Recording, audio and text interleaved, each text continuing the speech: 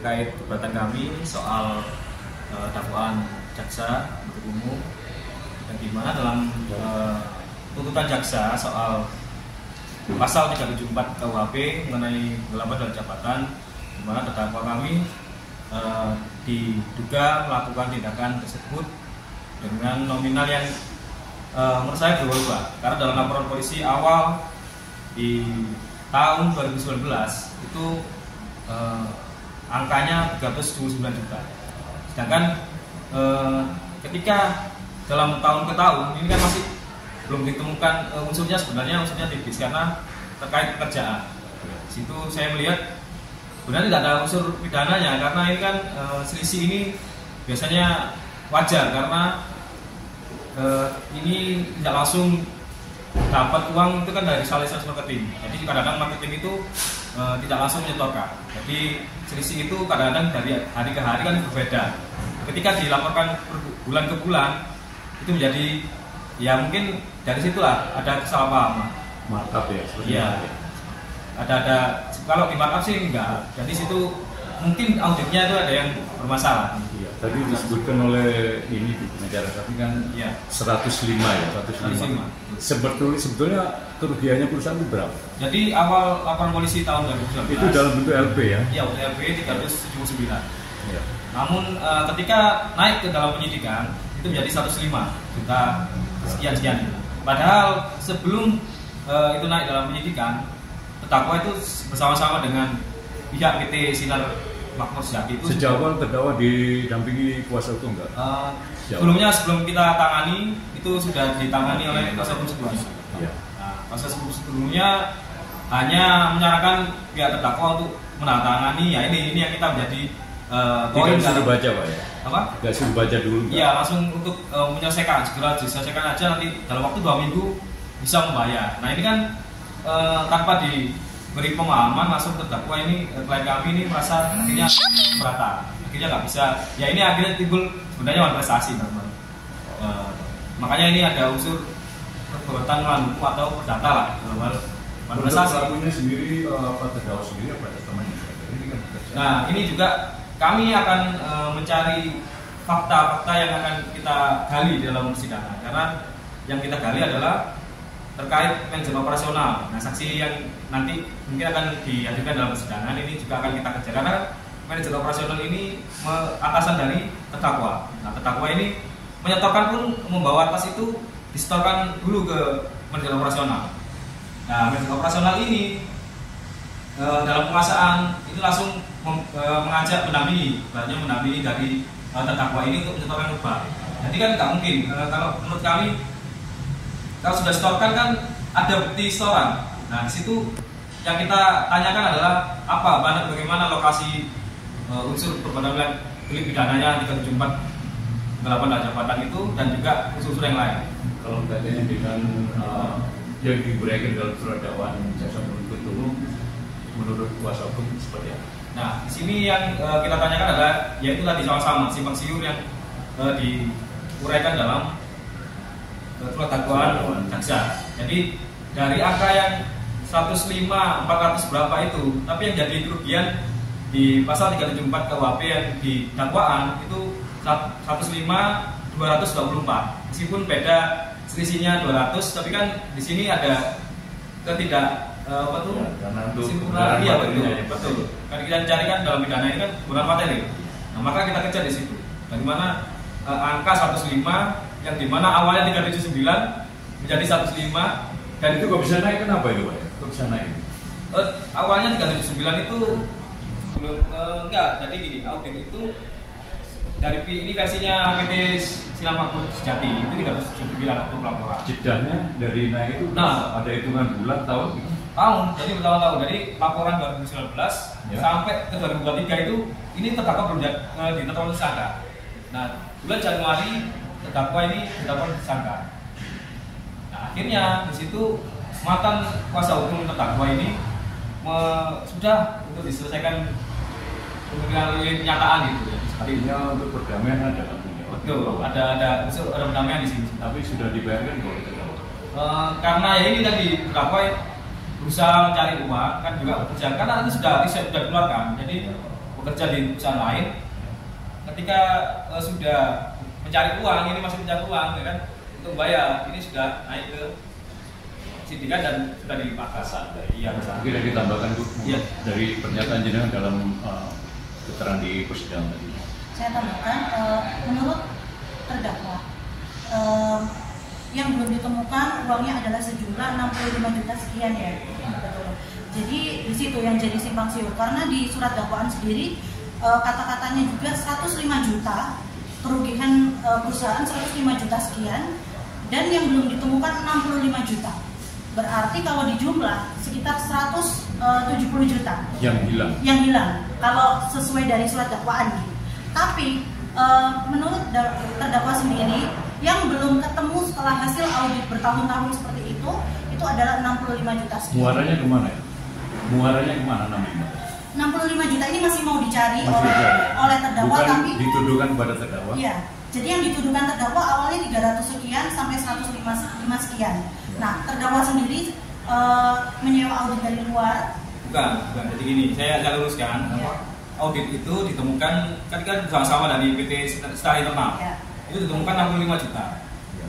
Nah, akan tetapi ketika berjalannya waktu sampai 2019 dan 2023, nah, ketika ditetapkan tersangka ini, tersangka diduga masuk pasal 374 KUHP dengan nominal 105 itu. Jadi sudah ditemukan audit dari pihak klien kami 105, maksud saya 65. Nah, bulan Januari terdakwa ini ditetapkan tersangka. Nah, akhirnya di situ mantan kuasa hukum terdakwa ini sudah untuk diselesaikan melalui penyataan gitu ya. Artinya untuk perdamaian ada kan? Betul, ada perdamaian di sini. Tapi sudah dibayarkan kalau terdakwa.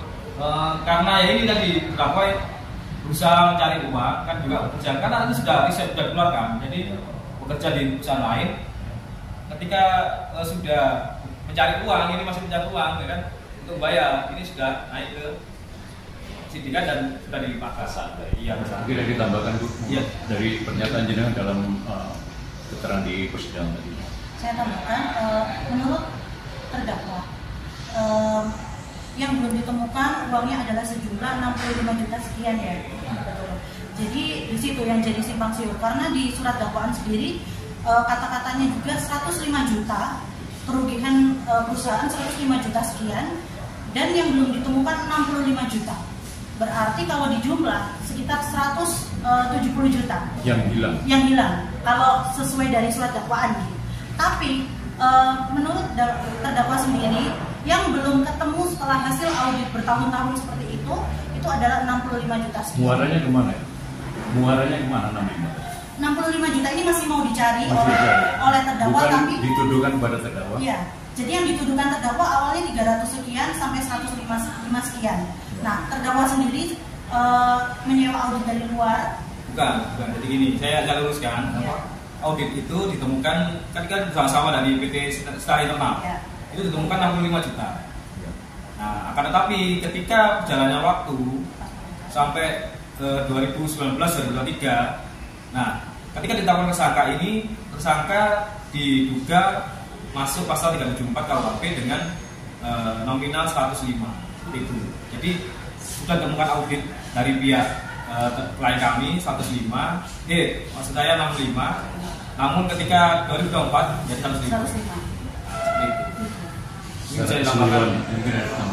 Baik, ini saya jelaskan tentang kronologisnya, yang jelas tentang dakwaan jaksa tadi, bahwa di sini ada perception option ya. Jadi dalam arti begini, mereka ini si klien kami terdakwa ini menerima setoran daripada sales, dan ini data ini cukup jelas berapa yang masuk uang kepada kasir tersebut dan kurangnya berapa, dan ini terlapor kepada manajer pimpinan ini dengan jelas. Terdata Pak ya? Terdata semuanya. Dan jikalau terdata, ini saya tanya gimana delik pidananya 374-nya gitu loh.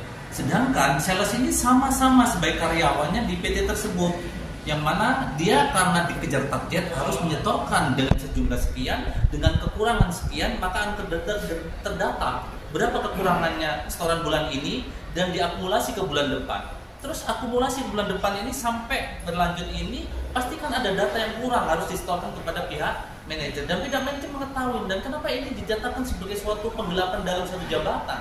Ini yang mohon dikoreksi lagi. Maka kita keberatan dari pihak kami kuasa hukum tetap memperjuangkan bahwa ini harusnya pihak pimpinan meng-cross check antara sales dan klien kami, dihubungkan supaya tidak ada penyimpangan dalam delik pasal 374 seperti itu Pak yang saya tampilkan. Jadi kemungkinan untuk pelaku lainnya ada nggak gitu? Menurut kalau dari pandangan kami, yang jelas ini jelas hubungan pelaku daripada 374 ini melibatkan pihak sales. Nah, karena pihak sales sebenarnya juga tidak dengan serta-merta dia itu mengurangin atau seperti apa, karena emang ini setorannya ini kurang gitu.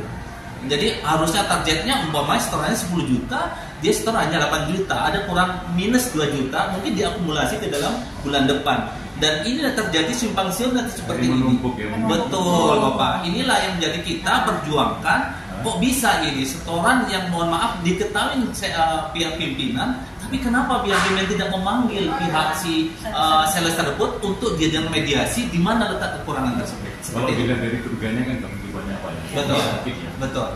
Ini kok sampai bisa ke ranah persidangan, atau mungkin ada unsur-unsur yang lainnya dari pihak perusahaan atau ingin mengeluarkan di mana seperti apa?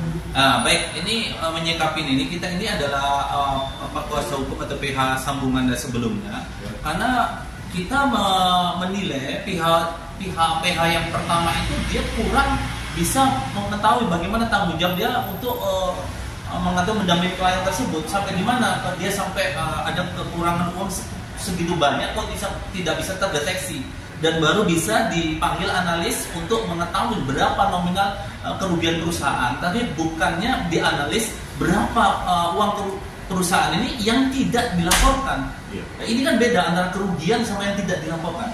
Baik, seperti itu. Terakhir harapannya dari para kuasa hukum ini untuk terdakwa seperti apa? Iya, baik.